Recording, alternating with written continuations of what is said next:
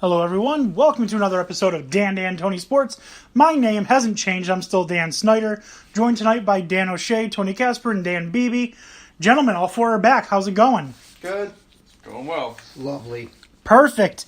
We got a lot to talk about tonight. We're going to talk about the top 5 walk-off wins that, in our opinions, it's not a matter of fact, it's what we think they are. We're going to talk about the Rangers and their trades. We're going to talk about what made me cry at my desk at work. But first, we're going to start this off, like we always do, with the pigskin poetry. Gentlemen, if you don't mind, this poem is about the Jacksonville Jaguars. This ought to be good. Resign Bortles, not go after Cousins. The Jaguars front office must be bugging. He had the best season of his young career, but re-signing Bortles should make fans jeer. With Cousins they win, they take the Patriots down, but instead they had no shot at the Super Bowl crown. I know he played better, but he's not that good. He doesn't make the plays that Kirk Cousins would. I am not a fan, but I still feel bad. Imagine the success the Jags could have had if they had signed Cousins and cut ties with Blake, but they won't win a Super Bowl with these kinds of mistakes. Nicely done. I wouldn't necessarily count them out completely. They didn't lose because of Blake Bortles, but yes, they did. in the championship game, I disagree. He played fine. He played above his level. He played, he wasn't elite, never will be, but he performed admirably. I'm not saying that he didn't do what he can do well. But if they needed him to do more than just dink and dunk passes to Fournette and Lee, then he wouldn't have had a good game. Well, you saw it in the fourth quarter when he actually had to throw the ball. He wasn't doing well. Well, the Jaguars also failed to adjust. I think that was more on the play calling than Bortles. I thought Bortles was accurate all night. He wasn't making mistakes. He wasn't costing you the game. I agree they should have gone for Cousins, absolutely, but I'm not going to rule them out of winning a touchdown, winning a Super Bowl. They're still a very good team, and couple different things changed this season, especially on the injury front, and would have been a lot different. I think they were without their top receivers. Yeah, and they're probably going to be without one of them for the rest of their existence. True, but that frees up a lot of cap space to sign someone else that they need. Maybe this is how Colin Kaepernick gets back into the NFL. Through the Jacksonville Jaguars. I mean, it's not impossible. It's very unlikely. I feel like given who else we've seen start, that someone's got to give him a shot. I don't know. I think we're back at the narrative of teams want to make money more than they want to win, at least the ones who make those decisions. And I feel like they all think that bringing in bringing in Colin Kaepernick would harm their ability to make money. If all of the teams were, caring about winning, well, then that's a different story. If you let the coaches make these decisions, well, then he'd be on a team right now. But when you leave the general manager, whose job it is to make sure that the organization is good enough to be profitable, is that the GM's job? I always thought the GM, was more trying to craft the winning team with personnel, and then has to take direction from ownership, whose job it is to make it profitable. I mean, you would think so. That's how it should be. But more times than not, you get teams, I feel, that are making business decisions and not football decisions. You know what I mean? There's, like the Jaguars re-signing Blake Bortles. How is that in the best interest of the Jaguars? When you have Kirk Cousins available, you have Case Keenum available, you have Teddy Bridgewater now available. True. To be fair, Blake was playing injured all season. So maybe they're confident that once he's healthy after this surgery, that he'll improve. They must be.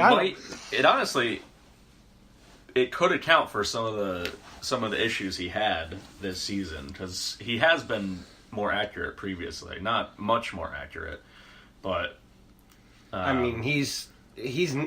I don't know that this is necessarily even a commitment to Blake Bortles. I mean, it's a 5-year deal, but it 5 years? It's not a lot of money. I thought it was 3 years. It financially makes more sense because rather than paying him more next year than they would have, they restructured his deal and they're going to pay him less next year. And either way, I don't know that they aren't sold on the fact that they might be able to dish him off somewhere later on if they need to. I don't know that they're committing to Blake Bortles. I just think that they're like, well, we might as well shore this up and ensure our season rather than bank all of our chips on getting Kirk Cousins. Because they could have gone into the market, but there's nothing guaranteeing that they would have got him. They also might not have the ability to spend $125 million. Which some teams do. Yeah, which teams like the Jets, I think the Cardinals, if they restructure some contracts, would be able to pick him up. The Vikings can pick him up. Well, they don't have Carson Palmer on the books anymore, so that's a big free up of money. I still think Case Keenum is a better option for the Cardinals than Kirk Cousins, because Kirk Cousins is going to demand too much, way too much. Yeah, and I could definitely see that argument because they've got a lot of nice pieces, and they could certainly do some good things with what's his face? Keenum. Yeah. But I mean, he's more agile, he's more mobile than Kirk Cousins, and that's one of the reasons that the Cardinals didn't do well, because Carson Palmer couldn't escape the pocket. Right. Same issue that the Giants are having with Eli Manning. You insert, I mean, even Blake Bortles to the Cardinals might have been an upgrade. Because he, as we saw in the game against Buffalo... I don't know about upgrade versus healthy Carson Palmer, but, I mean, upgrade versus what they have now, certainly. Case Keenum, I don't know why we keep blanking on his name. He's just so forgettable, poor guy. He's just so forgettable. You know, that 9-touchdown game he had at Houston. Yeah. But I feel like Case Keenum is by far the better option for Arizona because of his escapability, because of his price tag for the Cardinals than I think Kirk Cousins. I think Cousins needs to go to a team that's got a lot of money, has the offensive line that can really keep him upright, and I think he wants to stretch the field a lot more than Case Keenum does. So I feel like a team... Larry Fitzgerald is a great wide receiver, but I don't know if I'd really consider him like a huge deep threat. You know what I mean? Right. I feel like he's best at middle of the field and him using his legs to make something happen. So if I have that, and then I've got that defense behind me with Honey Badger and Patrick Peterson, I'm willing to go with a guy who's more mobile, less prone to making mistakes. It opens up a ton of options for the offense. I'm sure they'll be, changing the playbook considerably. Minnesota runs the risk if they employ Cousins at what he's looking for, in the fact that... I don't think they're gonna. But if they do, they run the risk of doing what the Baltimore Ravens did. And paying all that money to Joe Flacco and then watching your defense implode. Because a lot of those defenders on that Minnesota team, which really made that Minnesota team what it was this year, their contracts are going to be coming up. So if you're going to want to restructure those deals and retain those guys, you're not going to want to blow all of your money on Kirk Cousins right off the rip. You can't let Xavier Rhodes go. You can't let Xavier Rhodes go. You can't let Anthony Barr go.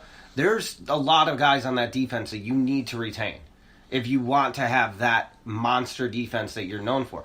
Is it appealing to want to go there? I could see why Kirk Cousins would want to go there. I mean, who doesn't want to throw it to the combination of Thielen and Diggs? And then have Dalvin Cook right behind him. You. I mean, who doesn't want that role? Exactly. Does that... The question is really going to pertain to if they spend this money, it is... You have 3 years at most to win a title. That's it. Before you're going to be in a financial situation where people are going to be jumping ship. And this Viking ship is sinking. It depends. If you can convince Kirk Cousins, and I think it'd be Dan O'Shea and I were talking about this on Twitter, that it would be in his best interest to give him a large contract, not a bank-breaking contract with incentives. I think, if you say, we can give you $130 million, or we can give you $120 with possibility of $150 after incentives. Your choice. I think if I'm confident in my abilities, right. I take that incentive-laden choice. Kirk has also indicated that he is willing to sacrifice some pay to go to the right team. And Minnesota, from what I've heard, reports was like at the top of his list.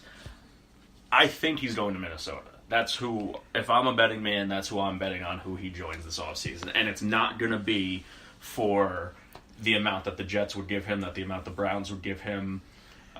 He's going to take a small cut in order to join a team that he thinks he can take to the Super Bowl. There's one thing that we're forgetting here, and that's that the Redskins still have the ability to franchise tag him, and if it would cost him a lot of money. He's gonna sue. If there's no way they franchise him. Hold on. They franchise tag him and say, Buffalo Bills, give us your 2 first-round picks. We'll throw in a 2nd-round pick. You can have Kirk Cousins. Never. If I'm Why? Bills, Unless are you footing the bill? What? Are you footing the bill? No. I don't think. Then why would Buffalo do that? Why would I give you 2 first-round picks and I have to an exorbitant contract? 2 first-round picks. I'm not saying that that's the smart thing to do. No, they might do it with the Browns too. They might do a sign and trade with the Browns because the Browns will be stupid enough to do that. But if they tell that to the Bills, is it even stupid with the Browns when they have that many picks? They have so many picks. They're maybe not. They're not going to give their 2 this year. I think if the Browns were to sacrifice anything, they would give their 4th this year and then probably a future 2nd. If the difference between the Browns getting Kirk Cousins and not is 3 draft picks. Or 3 positions after, I think the Browns are stupid to not say, you know what, we'll give you the number 1 overall because we got our quarterback. You know what I mean? I guess it would depend on who they're high on in the draft. Which sounds like nobody. If they think they're going to fall. So it's going to be interesting. I think everything opens up in, 2 weeks? Something like that. The Buffalo thing was a lot of garbage, and that was just to stir the pot. Clearly, they're not going to give up 2 first-round picks for... If I'm Buffalo, I would certainly trade a first, though. They have a middling first. That's not a high price to pay. Yeah. I mean, I don't know. I think Kirk Cousins is definitely worth the number 1 pick overall for a team like the Browns.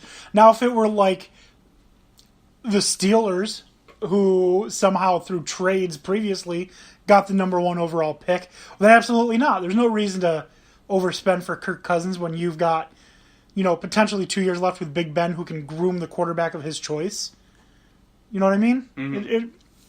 It really depends on who they target because, he can sue, but what is he going to... If he's still going to get paid and he's not going to be with the Redskins, why would he care? If they say, listen, we're going to sign and trade you to try and get a king's ransom for you, but it's going to work out for you because you're still going to get a crap ton of money, you don't think he does that? I mean, if they're very transparent about them, but at this point, there's a lot of bad blood, and he just wants the hell out of there. Well, it's because the Redskins are a terribly run organization. I know. Don't trust anybody named Dan Snyder. I know. I am one. My biggest problem with that situation is you're asking another team to saddle the burden of $36 million for a 1-year contract. Yeah. Like, what team is going to be stupid enough to do that? There's only one team stupid enough to even start with it, and it's the Cleveland Browns. No, it's the Redskins. Because they're going to put themselves in that situation and watch everybody go, yeah, we don't want that. Well, then what are you going to do? Because now you have Alex Smith back there, too. So you went and got him, and you paid him, but now you're going to pay $36 million to Kirk Cousins? If I was Kirk Cousins, I'd do the bare minimum to make myself look good, but not really try. Potentially. The reason I think the Browns